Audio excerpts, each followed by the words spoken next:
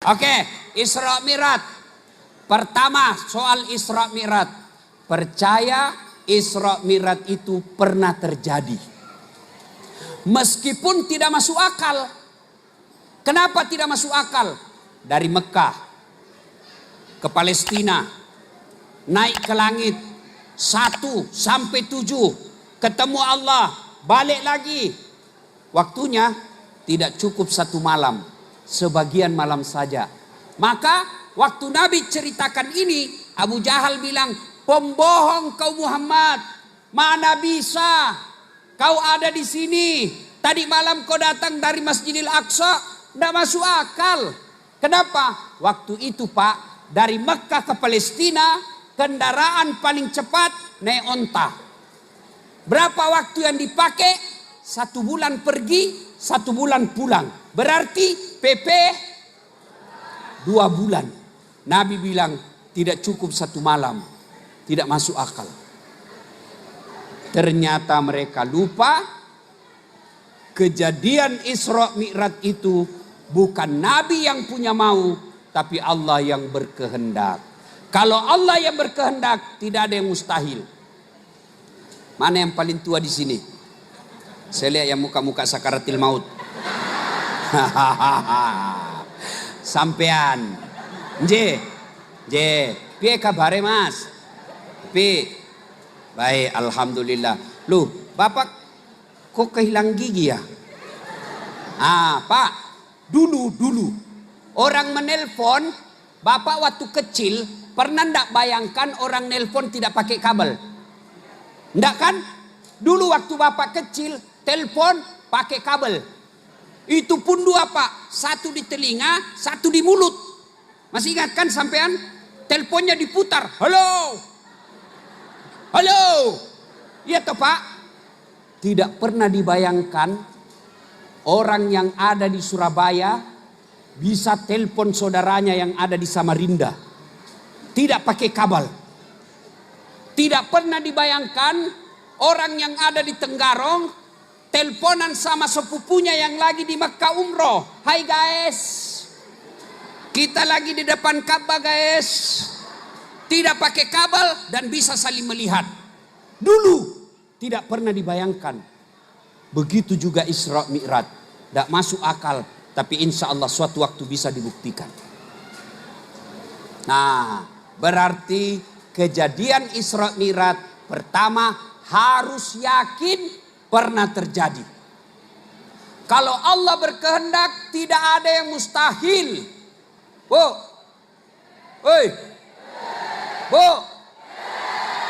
bisa ndak perempuan hamil ndak pernah disentuh laki-laki? Bisa ndak? Bisa Ustadz. Mana buktinya? Siti Maryam, wanita suci itu Maryam Pak, ndak pernah disentuh laki-laki. Lahir Isa alaihissalam. Tidak percaya? Buka Quran, ada. Cuma sekarang banyak perempuan mau saingan Siti Maryam. Ada anaknya, tidak ada suaminya. Beleng-beleng. Pak.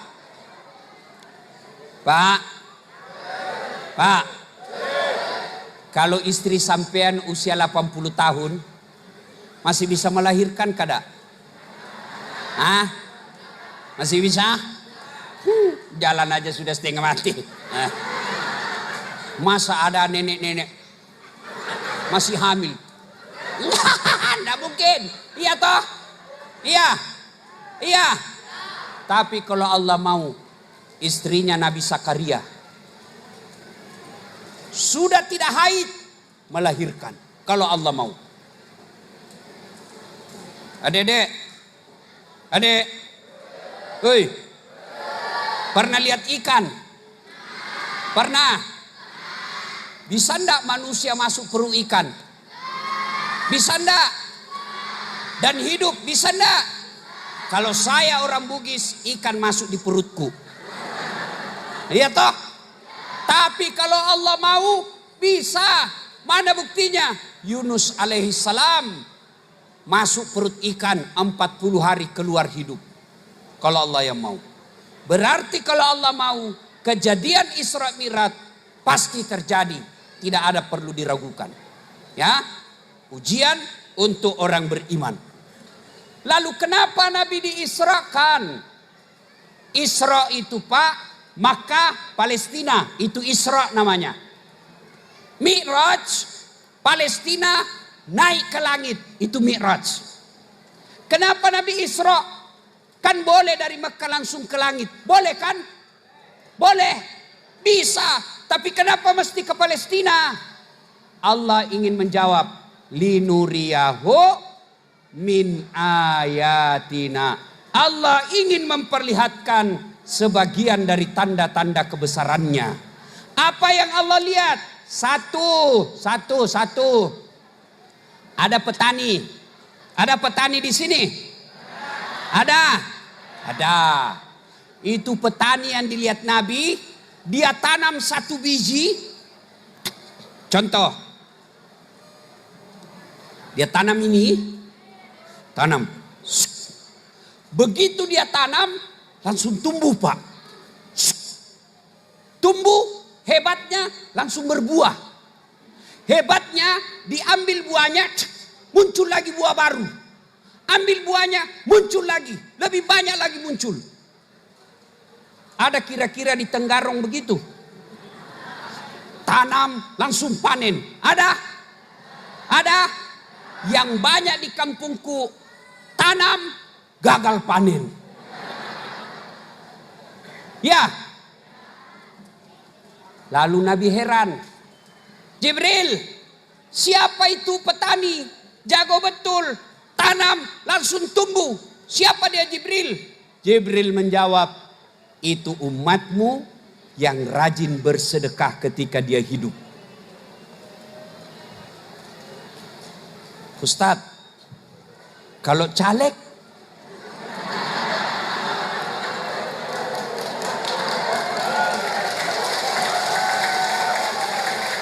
bersedekah juga Ustadz, apa masuk? Saya yakin tidak.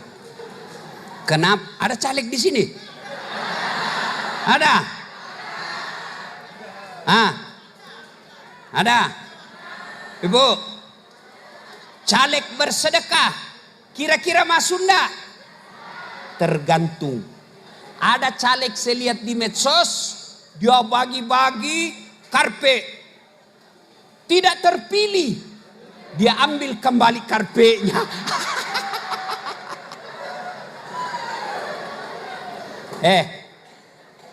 Sedekah lillahi ta'ala.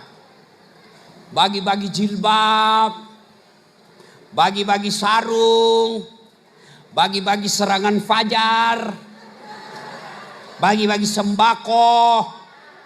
Tapi kalau niatnya supaya dicoblos, tidak masuk kategori ini. Tapi jangan kau salahkan calegmu.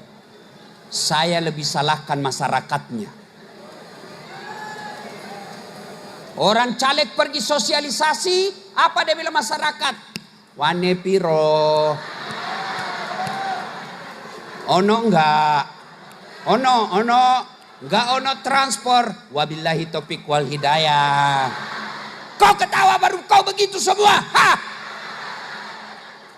Hei. Dengar ini yang sudah terima wan caleg dan pilpres. Dengar kau. Kata Nabi, kau sudah makan itu 300.000, hanya api neraka yang bisa mencuci itu perutmu. Yang kedua, kalau kau tidak coblos juga, kau sudah ambil uangnya dan kau tidak coblos, supaya kau tidak dapat dosa 2 kali, kau pergi minta maaf sama itu caleg.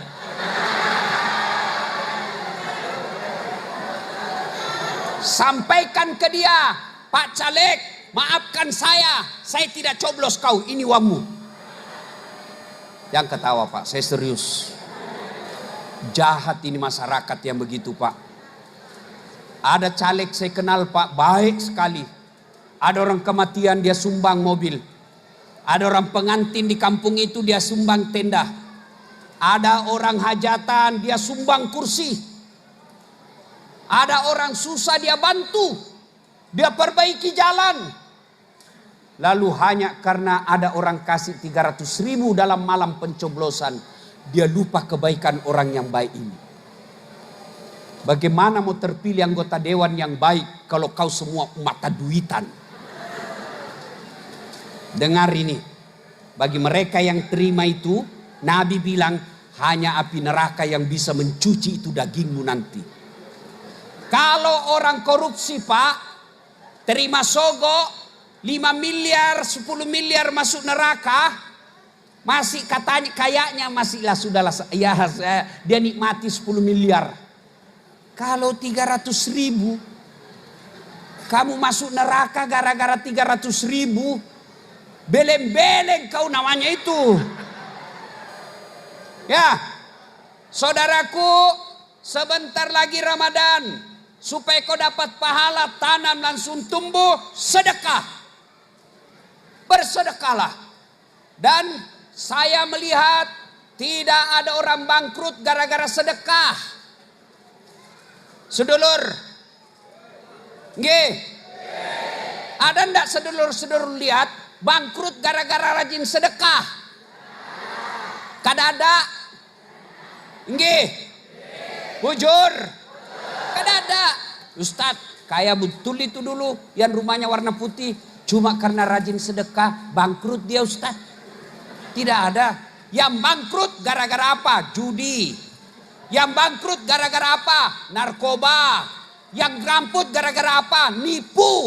Tidak ada orang bangkrut kalau dia rajin sedekah. Dan juga kenyataan, tidak ada orang tidak senang orang dermawan. Pak, saya tanya, bapak-bapak, senang tidak tetangga dermawan atau yang pelit? Senang mana Pak? Ibu-ibu, senang tidak menantu yang pelit atau dermawan? Senang tidak tetangga yang pelit atau dermawan? Senang tidak teman yang pelit atau dermawan? Tuh, tidak ada orang suka orang pelit. Iya kan?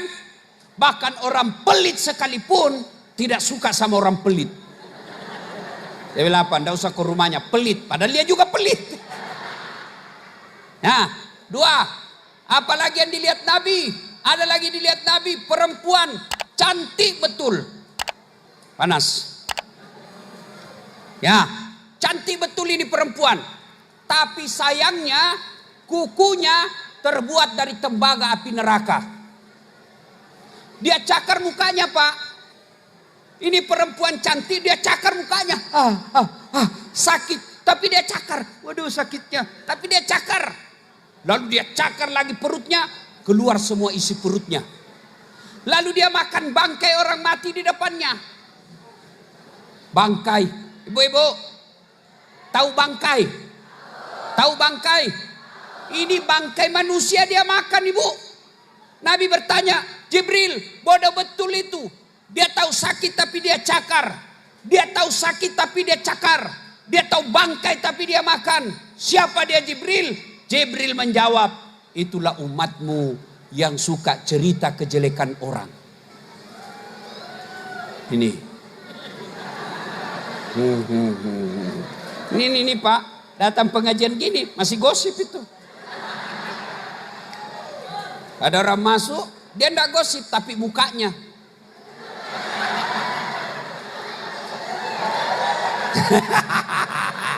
Iya toh? Lewat lagi yang satu. Ada lagi yang satu lihat. Kau ketawa karena kau begitu kan? Apa? Apa? Gelangnya palsu. Kenapa kau tahu? Itu melengket di tangannya. Apalagi jilbabnya kayak umbul-umbul. Apalagi lipstiknya palsu. Kenapa kau tahu? Melengket di giginya. Ustadznya aja dia gosip Pak. Ustadz dia gosip. Ustadz Dasat. Itu juga bajunya yang di YouTube. Ibu, hei, kemarin sebelum pilpres banyak orang habis amalnya. Kenapa?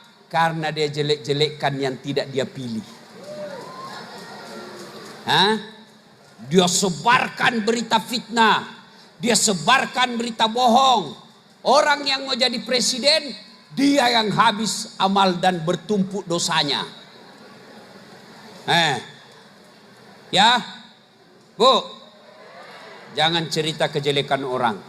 Kalau orang mulai cerita kejelekan, katanya, na'udzubillah min zalik, nggak usah deh urusin dia, belum tentu kita lebih baik dari dia. Nah, itu majelis taklim yang baik.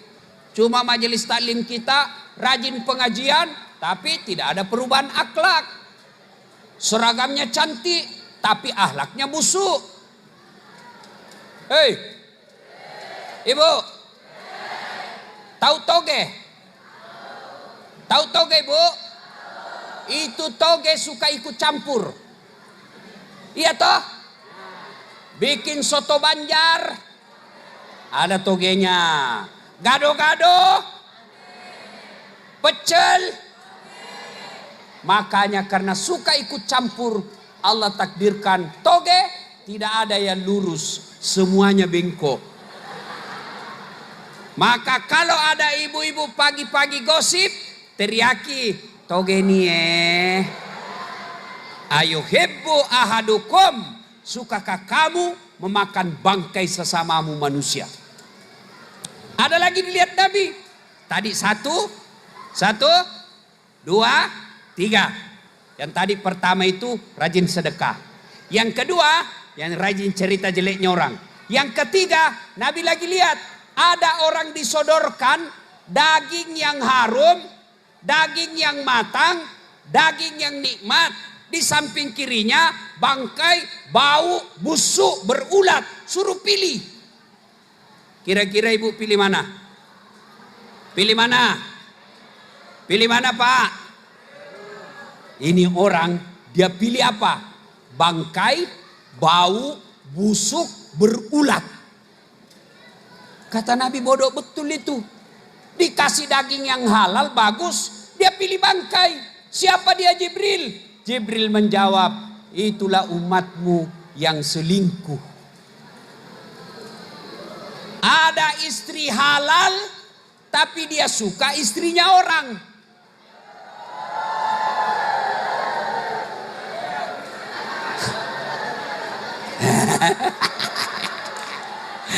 Ada istrinya halal di rumah, dia pergi sama pegawainya. Padahal kata Nabi, kalau kau lihat perempuan di jalan, kan kau nafsu kepadanya, maka segeralah kau kembali ke rumahmu, karena apa yang dimiliki di jalan sama persis dengan apa yang ada di rumahmu. Tidak percaya? Dia bilang, teman saya, memang sama Ustadz, tapi cita rasanya beda.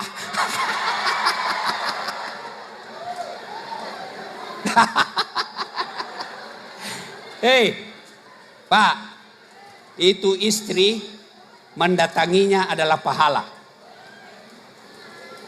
Bahkan Quran berbicara, istrimu adalah sawah ladangmu.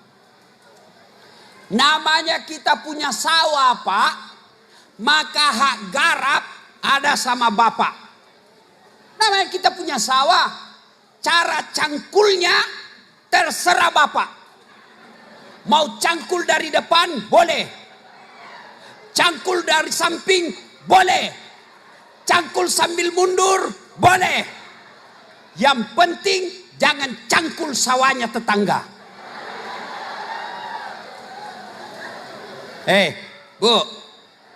Bu, dengar ini Pak.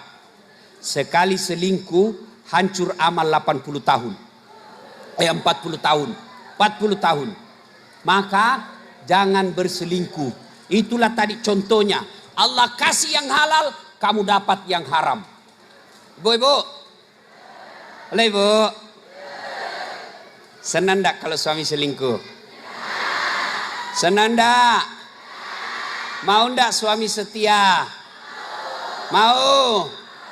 Dengar baik-baik Bu. Sebenarnya kami ini laki-laki tergantung pelayanan istri. Hah? Kalau istri di rumah pandai membuat hati suaminya tenang, pasti dia selalu mau pulang ke rumah. Bagaimana suamimu mau betah di rumah, nah kau mengomel aja kerjamu?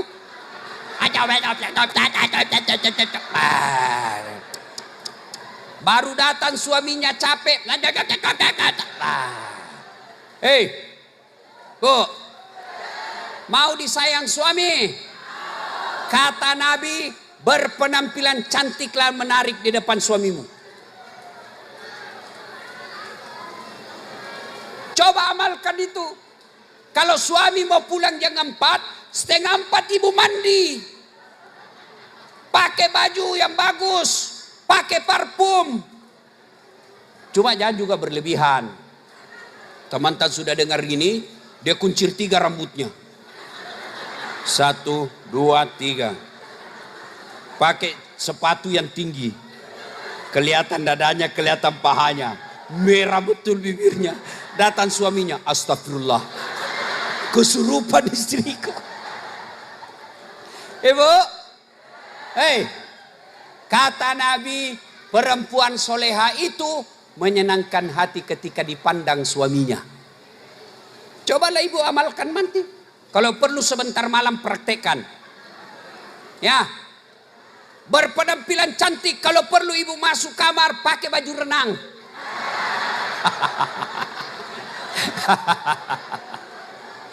Ya, bagaimana suamimu mau betah? Daster tinggi sebelah. Robek-robek lagi. Kata suaminya, astagfirullah Bu, perbaikilah itu dastermu. Kelihatan semua tali BH-mu. Malu kita sama tetangga. Apa kata istrinya? Jangan lihat BH-nya, yang penting rasanya Bu. Salatullah ala toha,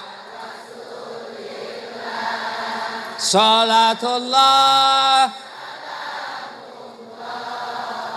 ala yasin.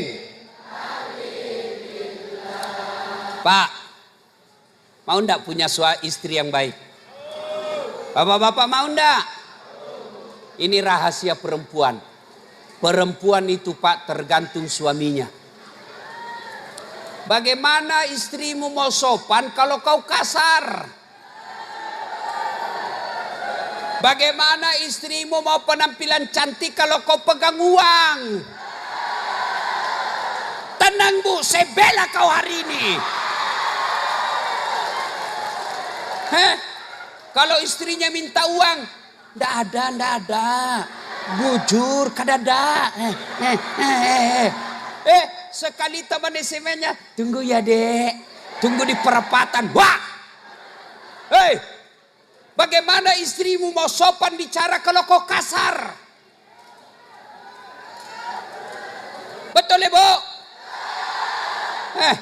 Kau berharap istrimu sholat tapi kau tidak sholat.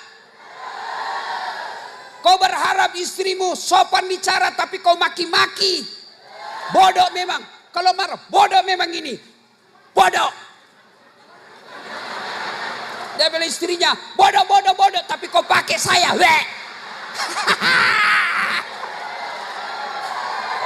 Iya Bu. Ya. Hei Pak. Nabi itu 11 istrinya. Tapi tidak pernah satupun mengatakan, saya menyesal menikah sama kaum Muhammad. 11 itu Pak. Bapak cuma 1 istri. Menderita lahir batin istrimu.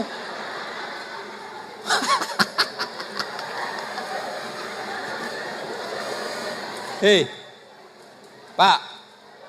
Nabi itu dia panggil istrinya apa? Humairah. Yang kemerah-merahan pipinya. Karena memang Siti Aisyah merah delima pipinya. Maka mulai buktikan besok. Kau panggil istrimu dengan panggilan kasih sayang.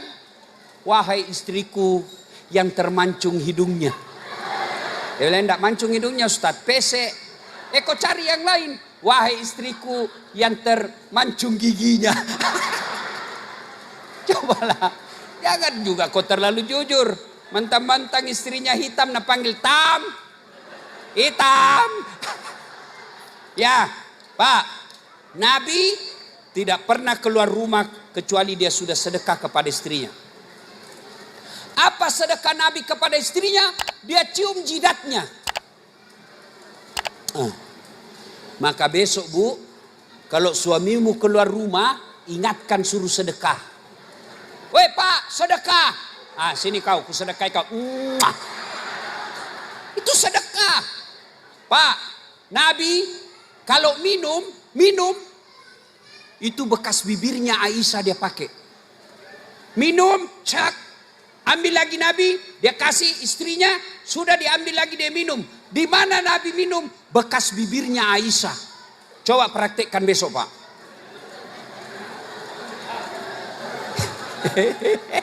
Begitu dia bekas bibirnya, dia bilang, bau betul mulutmu.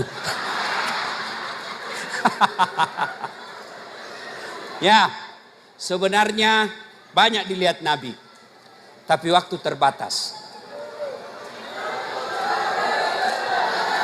Lalu Nabi, poin yang kedua, tadi itu kenapa Nabi diisrakan? Pertama tadi kejadian Isra pasti jadi. Yang kedua, kenapa diisrakan? Yaitu Nabi ingin diperlihatkan. Penyebab kedua Nabi diisrakan, Nabi duka. Nabi lagi sedih. Kenapa Nabi sedih? Meninggal istrinya. Karena Nabi lagi sedih, maka Allah mau kasih hiburan. Allah mau kasih hiburan dia. Kemana? Ketemu Allah. Setelah itu Allah kasih apa? Allah kasih perintah sholat. Ibu-ibu, pelajaran ketiga Pak, kalau ada masalah, perbaiki sholat. Ada enggak di sini yang tidak ada masalahnya? Ada enggak? Ayo. Ada enggak yang tidak ada masalahnya? Kalau saya lihat dari belakang sampai di depan sini, semua muka-muka penuh masalah. Iya toh? Yang paling banyak masalahnya sekarang, caleg yang tidak terpilih. Ada caleg di sini? Ada? Nggak usah aku tunjuk, kasihan dia. Pak, semua kita ada masalah. Ya, ini bapak-bapak polisi nih, tentara, ada semua masalahnya ini Pak. Apa masalahnya ini beliau? Takut sama istrinya. Nggak percaya, mana ada polisi dan tentara nggak takut sama istrinya. Dia bilang, temanku yang polisi, bukan kami takut sama istri Ustaz. Cuma nih istri sedikit-sedikit melapor sama istrinya komandan. Baru ini juga komandan takut juga sama istrinya. Hei, nih, Bapak pikir tidak ada masalah saya? Besar masalah saya sekarang Pak. Apa masalah saya Pak? Banyak janda yang curhat. Sudah curhat mau dinikahi Pak. Aduh. Kenapa ibu cemburu? Ayo, semua kita ada masalah. Maka ketika ada masalah, resepnya kata Allah, ista'inu bis-sabri was-shalah. Sabar, perbaiki sholatmu. Caleg saudaraku, sudah sosialisasi, serangan fajar, tidak terpilih, sabar. Berarti bukan itu yang terbaik. Saya dulu 2014 ikut pilwali di Makassar. 10 pasang calon. Kalah? Tidak, cuma yang menang lebih banyak suaranya. Allah tahu, dasar tidak usah kau menang. Lebih kau jadi ustad. Andai saja saya menang waktu itu, setengah mati saya hormat. Datang Kapolres, hormat, siap komandan. Datang Dandim, siap. Datang lagi gubernur, siap Pak Gubernur. Datang menteri, siap Pak Gubernur, Pak Menteri. Sekarang saya jadi ustad. Mereka yang hormat sama saya. Siap Ustaz, siap Ustaz, siap Ustaz. Maka saudaraku caleg, kalau kau tidak terpilih, jangan sangka buruk. Percaya memang bukan itu yang terbaik. Bapak-bapak, ada masalah pertama, sabar. Ibu-ibu, istri, suami kasar, waktu pacaran sopan, jalan, sopan betul. Hati-hati dek. Saya pegang sini, saya pegang sini. Ada batu. Itu dulu. Sekarang tahan tuh kaki. Di mana aku simpan matamu? Bodoh.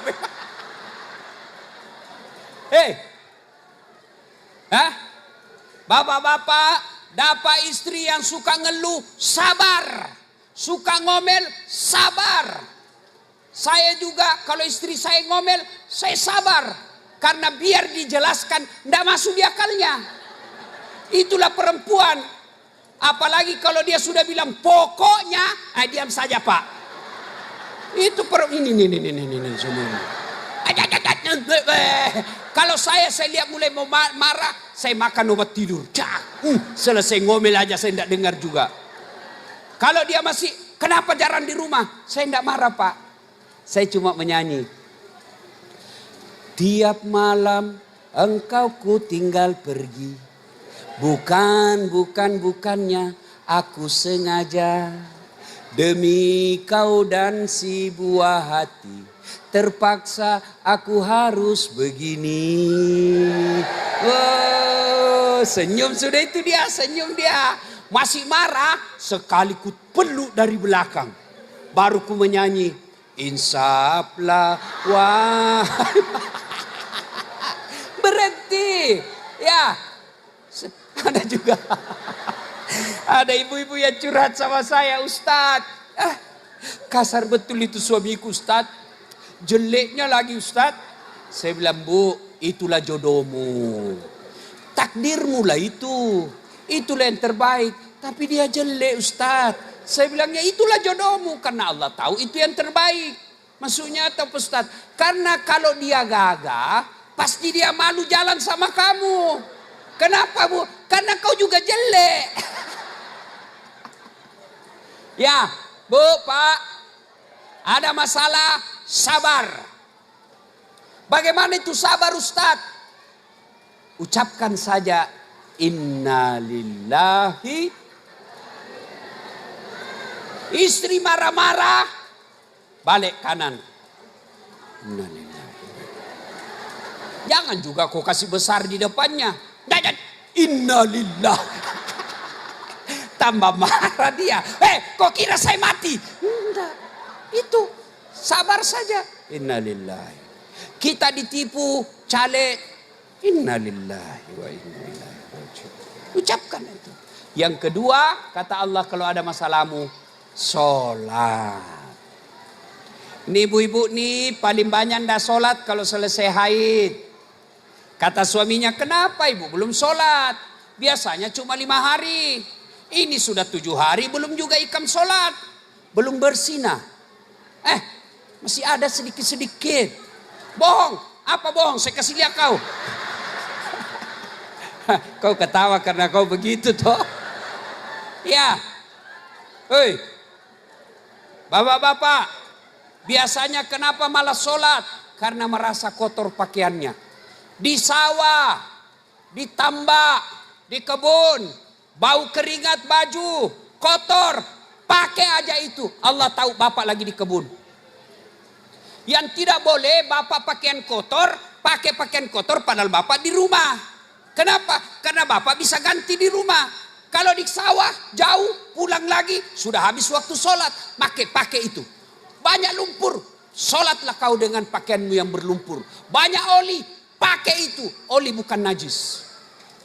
Tapi kita habis kencing Ustaz, tidak ada air, pakai daun. Tidak ada air, pakai daun. Kencing, bagaimana caranya? Ambil daun 3 lembar. Ini anggap ini daun 3 lembar. Caranya gosok, lihat baik-baik, jangan kasih lihat ibu-ibu.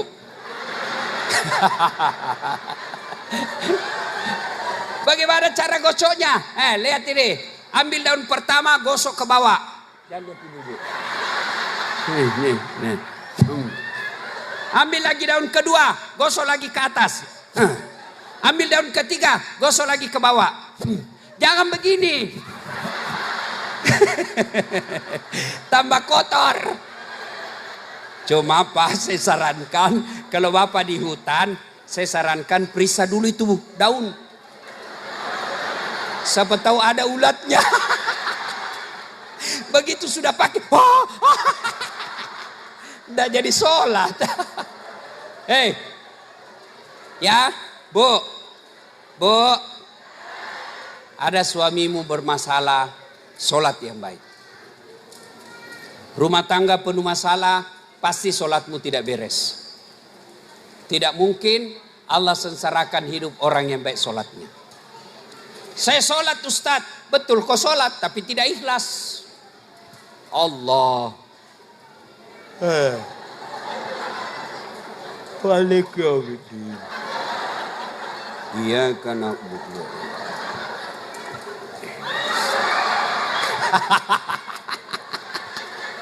Iya, Ibu.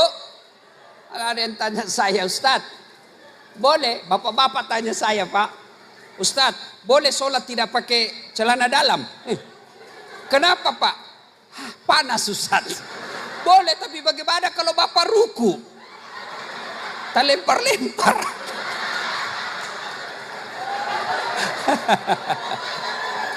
Salatullah ala toha. Keras. Salatullah ala Yasin. Ini kita kan banyak perantau dari Jawa. Nggih. Iya. Merantau dari Jawa, datang ke Kukar. DJ ini tidak nyaman. Ada pilihan tidak? Ada pilihan tidak, Pak? Ada. Apa pilihannya? Balik lagi ke Jawa. Mangan ora mangan, yang penting wes. Ada orang Banjar merantau ke Jawa. Jawa kada nyaman. Ada pilihan? Ada. Bulik lagi ke Samarinda. Bujur kalau? Nggih. Iya. Ada caleg tidak terpilih. Ada pilihan? Ada. Mana? Tanding lagi 5 tahun yang akan datang. Malu kita di kampung, pindah kampung kamu. Iya. Menderita di dunia masih ada pilihan. Tapi kalau kau masuk kubur, ada pilihan? Masuk kubur ada pilihan? Kada nyamannya di sini bulik ah. Begitu kau keluar, lari satu kampung. Ya. Hei, Pak, Bu, merantau ke sini, cari nafkah. Ternyata sampai di sini cuma dapat uang gaji per bulan. Setelah dia cari uang, lapar, dapat uang. Bapak beli nasi bungkus, iya kan? Kalau lapar, beli nasi bungkus. Tapi setelah ada nasi bungkusnya, anehnya nasinya dia buang, bungkusnya dia makan. Ada orang begitu? Ada. Maksudnya apa? Itulah mereka yang setengah mati cari uang, tapi dia tidak sholat. Nasinya dia buang, bungkusnya dia makan. Maka saudara, tidak mungkin kau bisa dapat dunia kalau kau tidak beres sholatmu. Ustadz, saya tidak hafal bacaan sholat. Dari kecil saya tidak pernah hafal bacaan sholat. Gampang, berjamaah di masjid. Diam saja Pak, boleh. Ustadz, saya tidak hafal niatnya. Niat tidak harus dihafal. Begitu Bapak ambil wudhu, saya mau sholat duhur, itulah niat. Ustadz, saya sariawan. Sholat sariawan lah kau. Allah.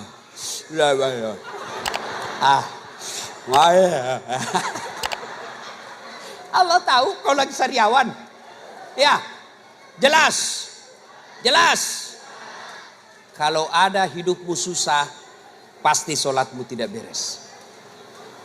Nah, makna terpenting dari Isra Mi'raj ini adalah sholat. Sholat Allah hadirkan karena sholat adalah puncak penghambaan kepada Allah. Maksudnya apa?